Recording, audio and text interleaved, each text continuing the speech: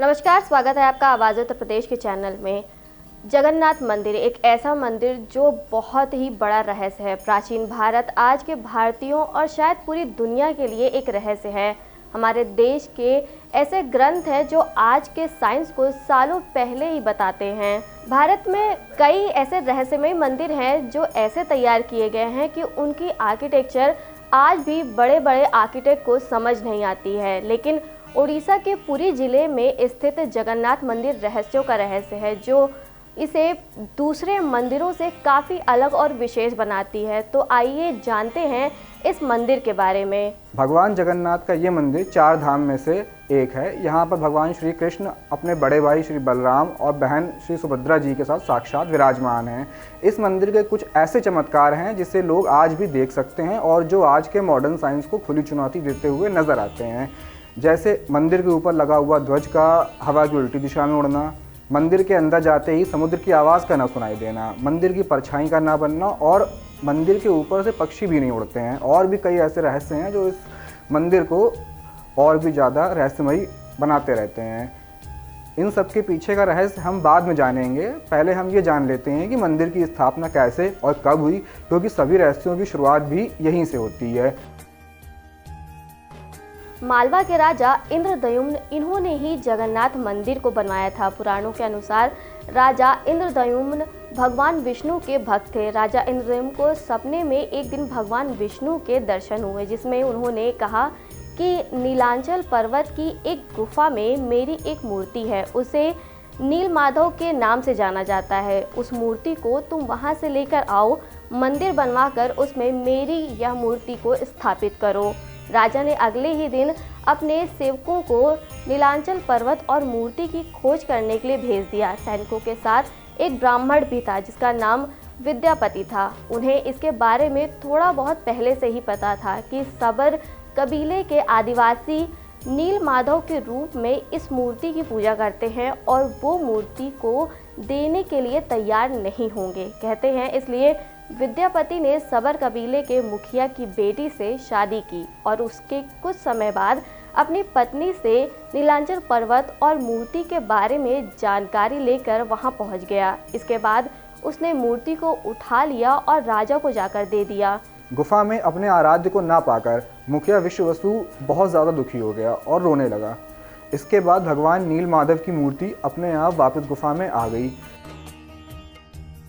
भगवान विष्णु ने राजा से कहा कि समुद्र में द्वारका से बहकर पेड़ का एक हिस्सा पुरी आ रहा है, इस टुकड़े से ही तुम मूर्ति को बनवाओ। राजा इंद्रद्युम्न ने अपने सैनिकों को भेजा और समुद्र में लकड़ी का टुकड़ा तैरता हुआ मिल गया उस समय, पर उसे जब ले जाने की कोशिश की गई तो वो टुकड़ा कोई हिला भी नहीं सका। इसके बाद राजा को समझ आ गया कि भगवान के अनन्य भक्त सवर कबीले के मुखिया विश्ववसु ही इस काम को कर सकते हैं। इसके बाद राजा ने मुखिया विश्ववसु से सहायता मांगी। सब ये देखकर बहुत हैरान हो गए जब विश्ववसु ने बिना किसी की सहायता लिए ही उस लकड़ी के टुकड़े को अकेले ही मंदिर अंदर तक पहुंचा दिया। इसके बाद राजा ने बिना देरी किए सबसे कुशल मूर्तिकारों को बुलाया और उस लकड़ी के टुकड़े की मूर्ति बनाने को कहा, लेकिन मूर्तिकारों को छेनी हथौड़ी एक भी काम नहीं कर रही थी। उनका एक भी वार लकड़ी पर कोई असर नहीं कर पा रहा था। इसके बाद सब थक हार कर बैठ गए। तभी एक बूढ़ा व्यक्ति आया और उसने राजा से कहा कि वो मूर्ति को अकेले ही बना सकता है, लेकिन उसकी कुछ शर्तें हैं। जैसे मूर्ति बनाने में 21 दिन का समय लेंगे और अकेले में ही मूर्ति बनाएंगे। इस दौरान कोई ना उन्हें देखेगा और ना ही बात करने की कोशिश करेगा। राजा ने उनकी सभी बातों को मान लिया और एक कमरा दे दिया। इसके बाद कमरे का दरवाज़ा बंद कर दिया गया और सभी 21 दिन खत्म होने का इंतज़ार करने लगे। सभी को बाहर मूर्ति गढ़ने की आवाज़ तो आती थी, लेकिन वो कुछ करते नहीं थे। एक दिन राजा इंद्रद्युम्न की पत्नी गुंडीचा वहाँ पहुँची और दरवाजे पर खड़े होकर भी जब उन्हें आवाज़ नहीं सुनाई दी तो उन्हें लगा कि बूढ़े मूर्तिकार को कुछ हो तो नहीं गया। ये बात उसने राजा को बताई तो राजा को भी चिंता हो गई। काफ़ी देर तक जब आवाज़ नहीं आई तो राजा ने उस कमरे का दरवाज़ा खोलने का आदेश दिया। सैनिकों ने जैसे ही दरवाजे को खोला तो बूढ़ा व्यक्ति अदृश्य हो चुका था और 3 अधूरी मूर्तियां मिली वहां पर।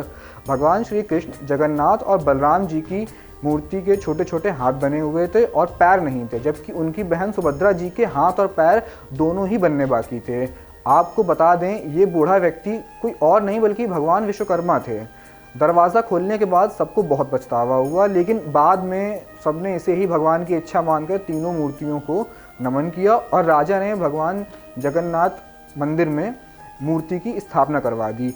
जगन्नाथ का ये मंदिर कलिंग शैली से बना है। ऐसी कला एक ऐसी शैली जो प्राचीन कलिंग क्षेत्र या उड़ीसा, पूर्वी बंगाल और उत्तरी आंध्र प्रदेश के पूर्वी भारतीय राज्य में विकसित हुई है। ये मंदिर आर्किटेक्चर का बहुत ही बेजोड़ नमूना है। श्री जगन्नाथ का मुख्य मंदिर वक्र रेखी आकार में है और 214 फीट ऊंचा है। मंदिर के शिखर पर भगवान विष्णु का सुदर्शन चक्र है जो अष्ट धातु से बना है। इसे नील चक्र के नाम से भी जाना जाता है।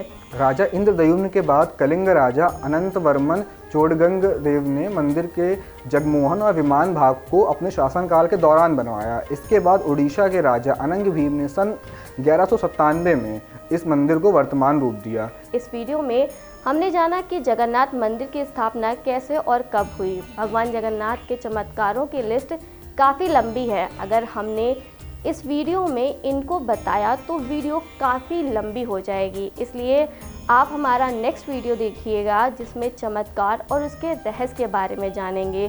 तो अगर आपने अभी तक सब्सक्राइब नहीं किया है तो हमारे चैनल को सब्सक्राइब करिए। आवाज़े उत्तर प्रदेश।